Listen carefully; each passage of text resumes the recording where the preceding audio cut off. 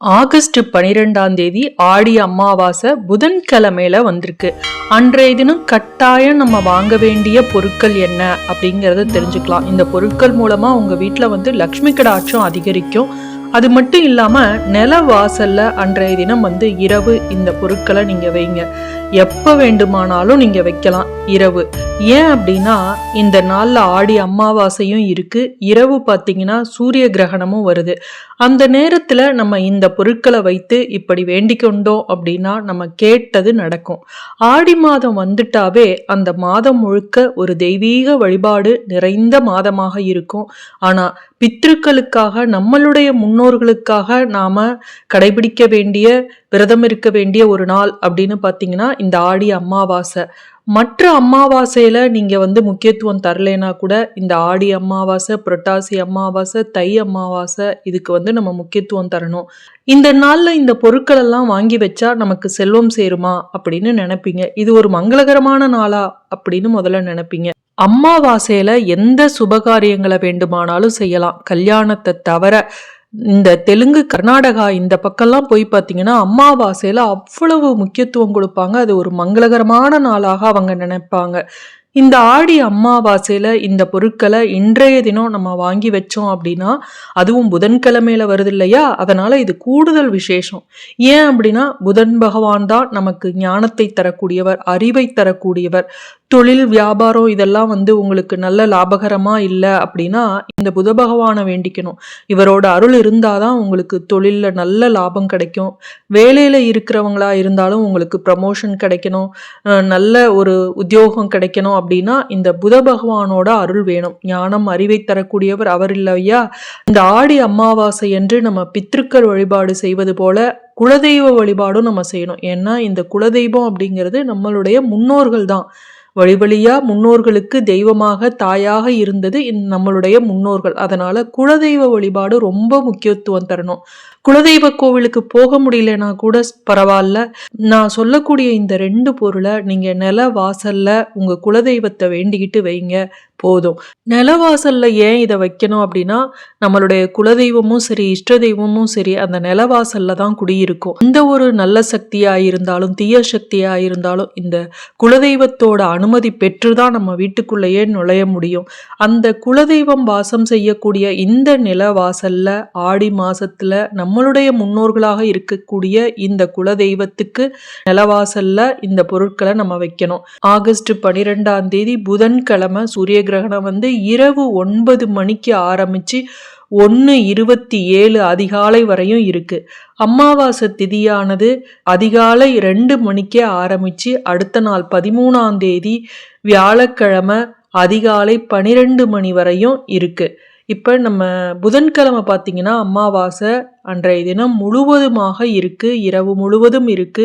அன்றைய தினம் ஆயில்ய நட்சத்திரம். ஆயில்ய நட்சத்திரம் அப்படிங்கிறது பரிகாரம் செய்வதற்கு உகந்த நட்சத்திரம். அதே போல ஆயில்ய நட்சத்திரம் அப்படிங்கிறது மகாலட்சுமிக்கு உகந்த நட்சத்திரம். இன்றைய தினம் வேற புதன்கிழமை. புதன் அப்படின்னா பெருமாளுக்கு உகந்தது, பெருமாளோட மார்பில் இருக்கக்கூடிய மகாலட்சுமிக்கு உகந்த நட்சத்திரமாகவும் இருக்கு. அதனால முன்னோர்களை நினைத்து கொண்டு குலதெய்வத்தை நினைச்சுக்கிட்டு நீங்க பெருமாளை நினைச்சுக்கிட்டும் இந்த பொருட்களை நீங்க வீட்டில் வாங்கி வைங்க. இந்த அமாவாசை விரதம் இருக்கிறவங்க இன்றைய தினம் காலையில 9 மணிக்கு மேல உங்களுடைய முன்னோர்களுடைய படத்துக்கு முன்பு படையலிட்டு நீர் விழாவி காகத்துக்கு உணவு வைங்க. 9 மணிக்கு முன்பு வைக்காதீங்க. 7:30 to 9 யமகண்டம் அப்படிங்கிறதுனால. அடுத்து பார்த்தீங்கன்னா 12 மணிக்குள்ள நீங்க சாமி கும்பிட்டுருங்க. ராகு காலம் 12 to 1:30. இல்லை என்னால் அவ்வளோ சீக்கிரம் கும்பிட முடியல அப்படிங்கிறவங்க 1:30 மணிக்கு பிறகு நீங்கள் படையலிட்டு காகத்துக்கு உணவு வைங்க. மற்ற அமாவாசைக்கு நம்ம முக்கியத்துவம் தரலைன்னா கூட இது ஆடி அமாவாசை இல்லையா, இந்த நாளில் இந்த நேரத்தில் நீங்கள் வழிபாடு செய்யுங்க. இந்த ஆடி அமாவாசையில் நம்ம வாங்கக்கூடிய பொருட்கள் அனைத்தையும் நீங்கள் பூஜை அறையில் சுவாமிக்கு முன்னாடி வச்சுட்டு விளக்கேற்றி வச்சுட்டு அதற்கு பிறகு அந்த பொருட்களை நீங்கள் பயன்படுத்துங்க. அப்படியே சமையல் அறைக்கு கொண்டுட்டு போய் பயன்படுத்தாதீங்க. இந்த ஆடி அமாவாசை புதன்கிழமையில பிறந்திருக்கு. புதன்கிழமை அப்படிங்கிறது புத பகவானுக்குரியது. புத பகவானுக்குரிய தானியம் அப்படின்னா பச்சைப்பயிறு.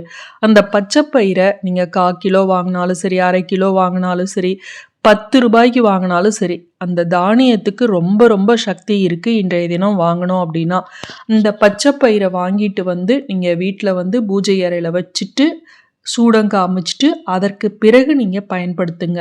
முதல்ல வந்து முன்னோர் வழிபாடெல்லாம் நீங்க முடிச்சிடணும். அதற்கு பிறகு தெய்வத்துக்கு இன்றைய தினம் வழிபாடு செய்யுங்க. செய்யும்போது இந்த பொருட்களை வச்சு சூடம் காமிச்சிட்டு அதற்கு பிறகு பயன்படுத்துங்க.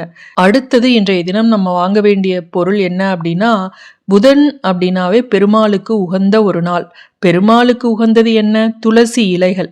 இந்த துளசியை வந்து 10 ரூபாய்க்கு வாங்கி கோவில்ல போய் நீங்க சுவாமிக்கு கொடுக்கலாம். அதே போல வீட்டுக்கு வாங்கிட்டு வந்து உங்களுடைய முன்னோர்கள் படத்துக்கு, பெருமாளுக்கு இதெல்லாம் வைக்கலாம்.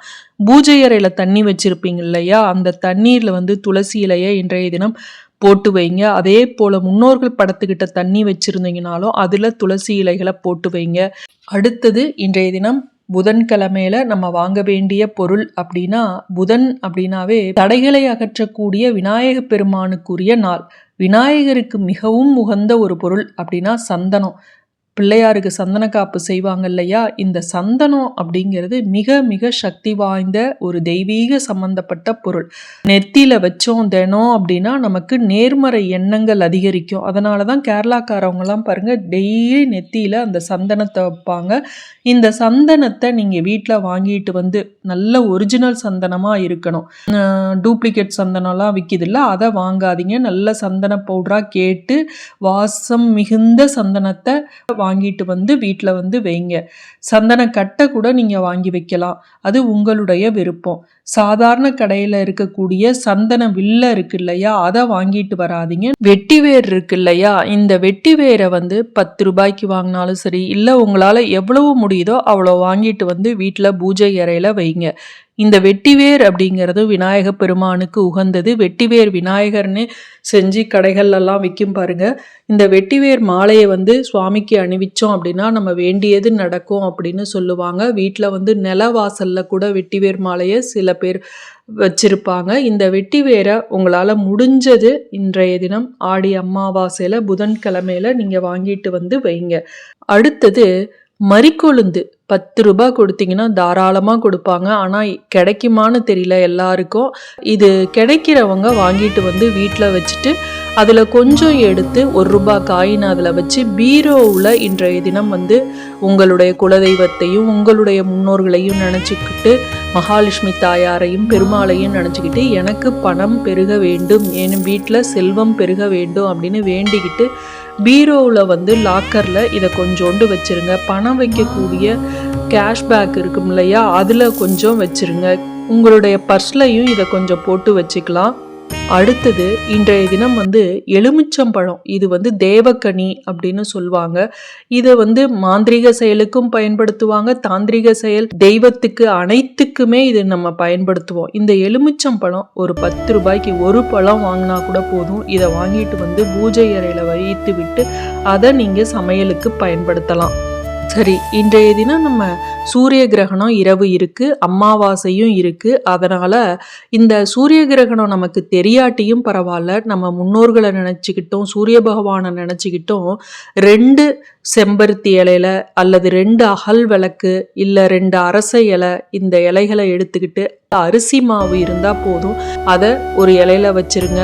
இன்னொரு இலையில வந்து வெல்லம், நாட்டு சர்க்கரை வைங்க.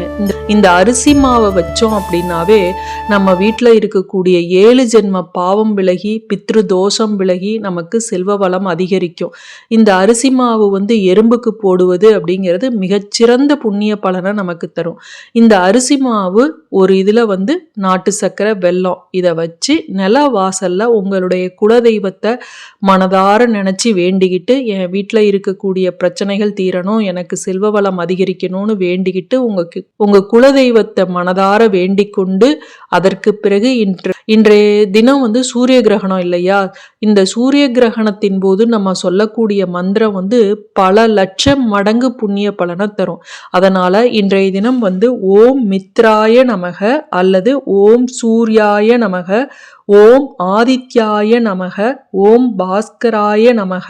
இதுல எது உங்களுக்கு சொல்ல தெரியுதோ இதை 27 முறை 48 முறை இந்த நேரத்துல சொல்லுங்க. இதை சொல்லிட்டு அதை அந்த நிலவாசல்ல வைங்க. இதை தொடர்ந்து உச்சரிக்கிறதன் மூலமா உங்களுடைய விருப்பங்கள் அனைத்தும் நிறைவேறும்.